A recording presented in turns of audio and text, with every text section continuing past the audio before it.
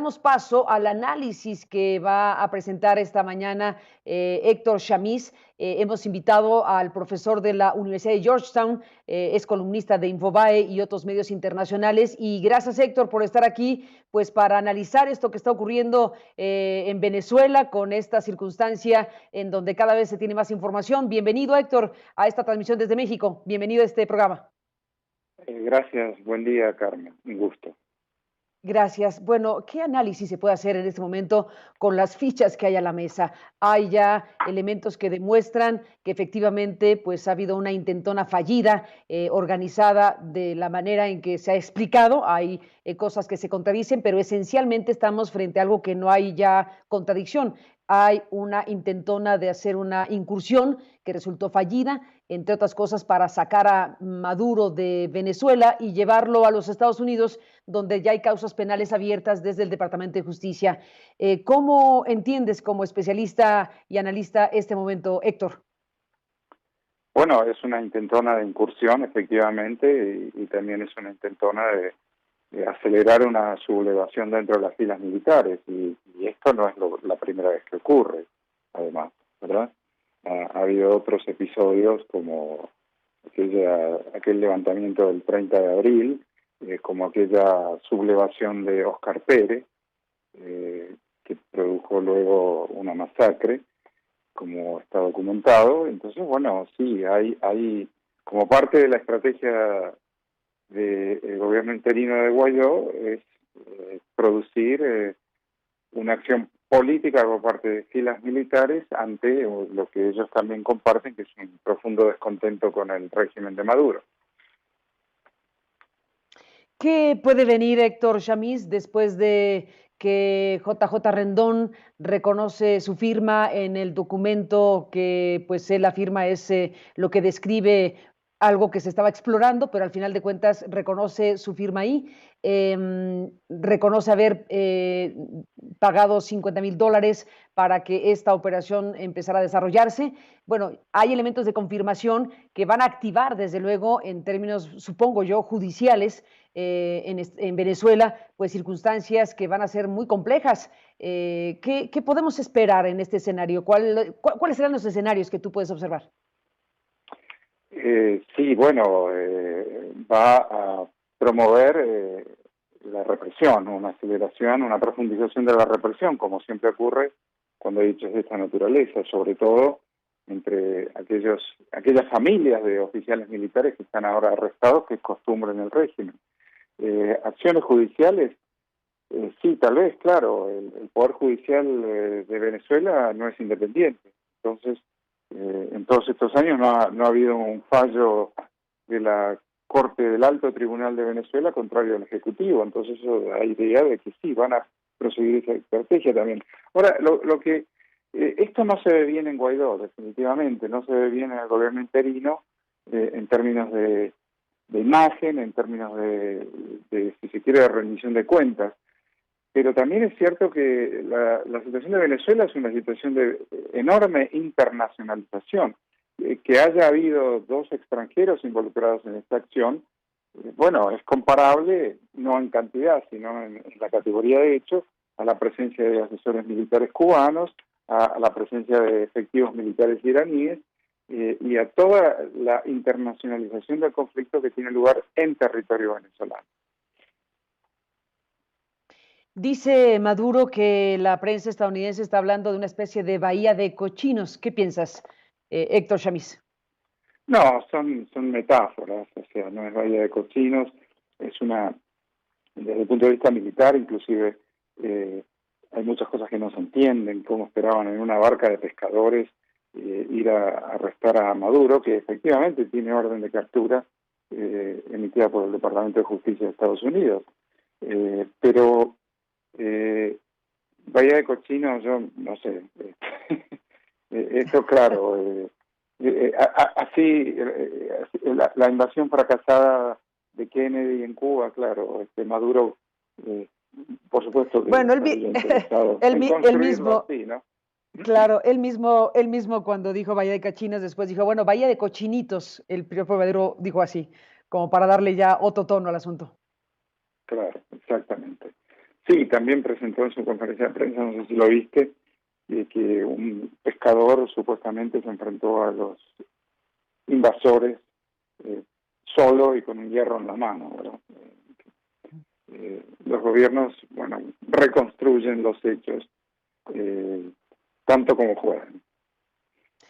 Maduro habla de 8 personas muertas. ¿Qué tipo de circunstancia pudo haber provocado 8 muertes en un contexto con estas características? ¿Qué piensas, Héctor?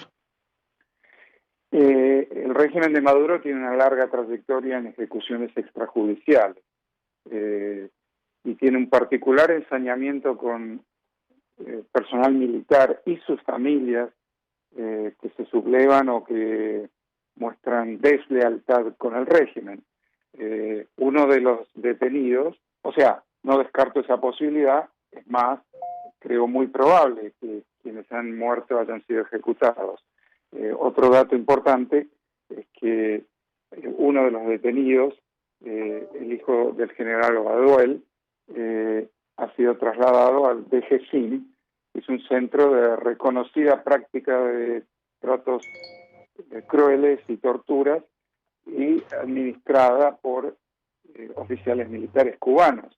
Eso está sobradamente documentado también. Entonces, respecto a tu pregunta, no descarto, creo probable, una ejecución extrajudicial.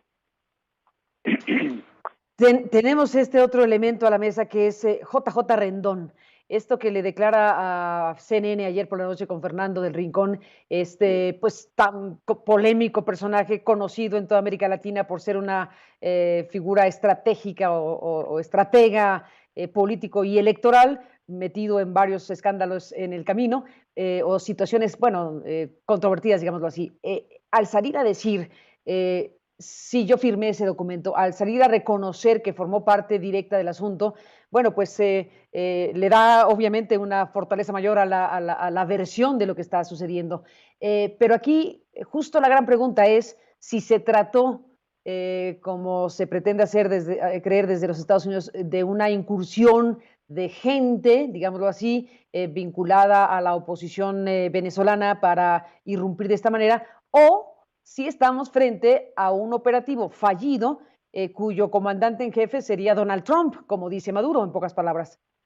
¿Cómo saber qué cosa ocurrió ahí, Héctor? Comandante en jefe de Donald Trump. El secretario de Estado dijo que Estados Unidos no tuvo nada que ver, y si hubiera tenido que ver, la operación no habría terminado de esa manera. Que, en fin, puede ser tomado como una muestra de arrogancia también. Por supuesto, es la superpotencia. Pero por el otro lado... Sí, porque a ver, si fue la superpotencia, pues es un ridículo mayor, ¿no? Entonces, en pocas dice, bueno, si hubiéramos ido, nos hubiera salido bien, pero bueno, más allá de esa arrogancia, el tema es si efectivamente, claro, estamos aquí especulando, teniendo las hipótesis del caso, pero a ver si efectivamente Donald Trump, Pompeo y el gobierno de Maduro, el gobierno de Trump, perdón, impulsó, alentó, patrocinó, estuvo de acuerdo, como lo queramos ver, en este operativo. Bueno, hay una recompensa. Estas personas que existen pueden ser también cazarrecompensas, ¿verdad? Personal militar retirado habitualmente se dedica, o con cierta frecuencia se dedica a esas actividades. Pero lo que es importante señalar es que, bueno, Rendón se separó de esta operación. Sí, reconoció haber tenido contactos y sí reconoció haber tenido un preacuerdo que en algún momento cancelaron. De cualquier manera, esto no se ve bien en el gobierno interino, por la naturaleza de esta operación, por la poca, tal vez, no sé, no soy militar, pero el poco profesionalismo involucrado en esto.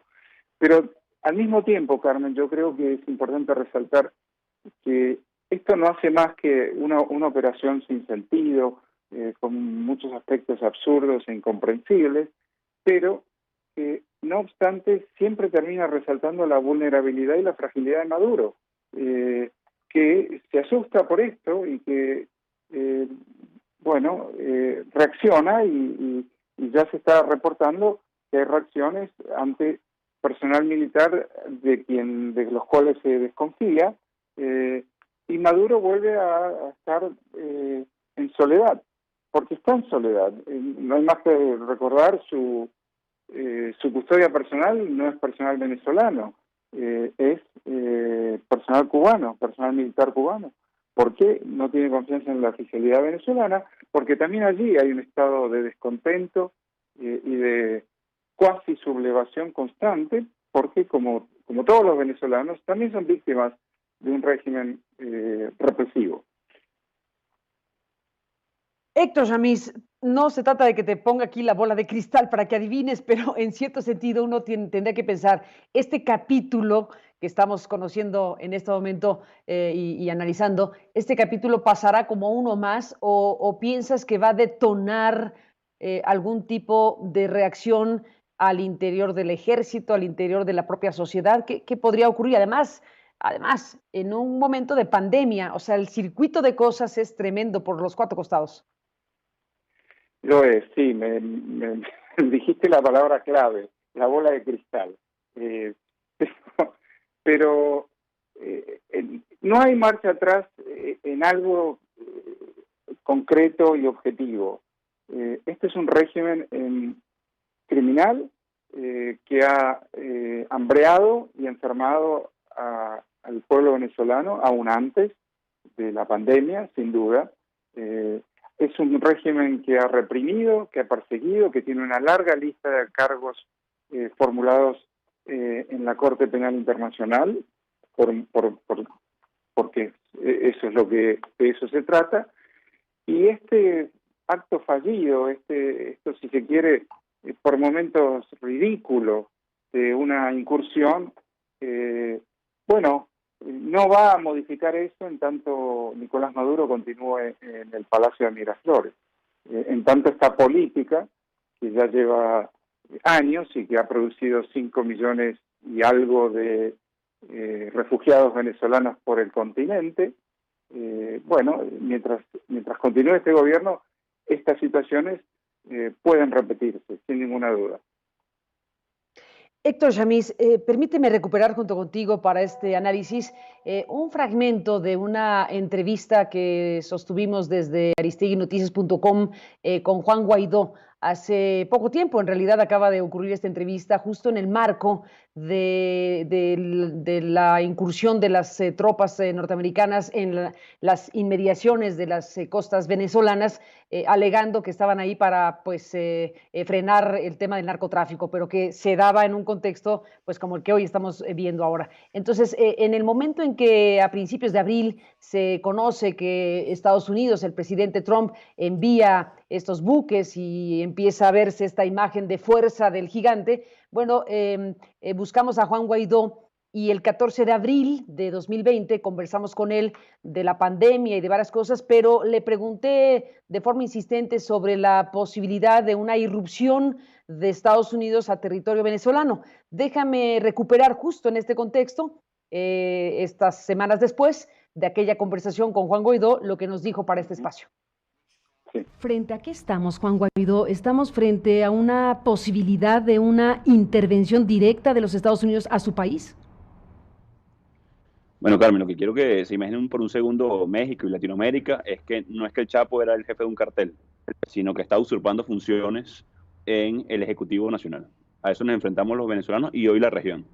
Se financian a través del oro, se financian a través del narcotráfico para tratar de mantener el poder, a costillas de la dignidad de los venezolanos, a costillas del hambre, de la necesidad de medicinas en este momento. ¿Qué podemos ver? Bueno, hemos estado trabajando a nivel de compartir inteligencia, compartir información.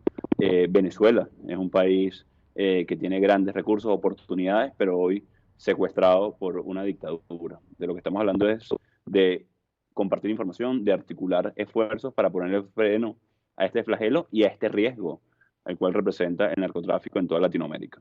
Bueno, por supuesto pregunto lo que pregunto, Juan, y usted lo entenderá perfectamente porque eso es lo que pasa por la mente de forma inmediata cuando se ve que en plena pandemia el presidente Donald Trump y el Departamento de Justicia pues arremeten directamente contra Maduro. El despliegue de fuerzas hizo evocar pues los tiempos de Noriega en Panamá. Por eso le pregunto si en los escenarios que usted ve existe uno que tenga que ver con una incursión directa de fuerzas estadounidenses a territorio venezolano? Gracias por la pregunta, Carmen. Para nosotros el escenario ideal es que él nos lleve a atender a nuestra gente, a contener la emergencia humanitaria compleja y poder frenar la sanitaria, la pandemia en definitiva. Por eso en Noruega, hace 6 meses, presentamos una propuesta de transición que hoy respalda a los Estados Unidos y casi 50 países del mundo, que nos lleva a una elección presidencial libre. Esa es la propuesta que hemos puesto sobre la mesa. Ahora, el pueblo de Venezuela ha pagado un costo social sin precedentes. Hoy nuestro sistema de salud colapsado, apenas 84 respiradores para todo el país, para 30 millones de habitantes. De esa manera colapsó el sistema de salud. Por eso, responsablemente, como presidente encargado, como presidente del Parlamento, debemos evaluar todas las alternativas para solucionar la crisis. De nuevo, hemos privilegiado siempre la elección presidencial, la mediación a través del Reino de Noruega, el lograr nosotros una oportunidad de interacción, de garantías para todos los sectores, la ley de garantías a través del Parlamento. Hoy, paradójicamente, es quien usurpa funciones, Maduro, que va a decidir cómo salir de la usurpación que mantiene. Lo que sí te puedo decir, Carmen, es que hemos construido mayoría, nos tardó años, la visibilizamos haber ganado el Parlamento, ellos lo negaron, tenemos el respaldo y el respeto del mundo porque estamos luchando por una causa que es universal. Primero, dignidad humana, luego nuestra democracia, nuestra libertad. Y hoy tenemos el respaldo y tenemos que evaluar todas las opciones, sin duda. Todas las opciones incluyen esto que desde luego cuando lo digo pensando en los casos extremos, porque sería de enorme gravedad también la intervención directa de un gobierno como el de Estados Unidos al territorio estadounidense, al territorio venezolano. Entiendo la complicación incluso de que usted mismo se pronuncie tan abiertamente frente a esa posibilidad, pero al final, en el escenario que estamos viendo para Venezuela en este contexto, por los mensajes que se envían, por su propia declaración de hace algunas horas, queda ¿abierta esa posibilidad entonces? Hoy existe una intervención en Venezuela que es la de Cuba. Hay aproximadamente 2.000 funcionarios del G2 cubano haciendo inteligencia y contrainteligencia. Nosotros queremos que los venezolanos resolvamos la crisis. Hemos propuesto en muchas ocasiones, Carmen, una alternativa, varias alternativas, que termina siempre en una elección presidencial libre, que decidan los venezolanos. Eso es lo que anhelamos, lo que queremos, recuperar nuestro derecho al voto. Pero de nuevo, hoy quien usurpa funciones, quien se vincula con el terrorismo, con el narcotráfico, quien representa una amenaza para los venezolanos, 5 millones de migrantes, 7 millones en emergencia humanitaria compleja, financiamiento del terrorismo, el caso del ELN, corrupción, 300.000 millones de dólares robados a Venezuela, es Maduro. Así que, por supuesto, de nuevo, privilegiamos siempre la opción que pusimos sobre la mesa, pero sin descartar una solución urgente a la emergencia y a la crisis. Esto nos dijo Juan Guaidó el 14 de abril 2020. Héctor Chamiz, pues ahí está el tema Venezuela y esta crítica situación tan prolongada. Sí, y quiero quedarme con el comienzo de las palabras de Guaidó, que es ese paralelo con el Chapo Guzmán. De esto se trata el régimen que gobierna en Venezuela. Se trata de una organización criminal. Y esos son los cargos que el Departamento de Justicia llevó contra ellos. Y entonces, bueno, todas las opciones en la mesa. Claro, Juan Guaidó no va a decir que invadan los gringos, ¿no? Así, con esas palabras, que era lo que tal vez a donde apuntaba la pregunta, tal vez.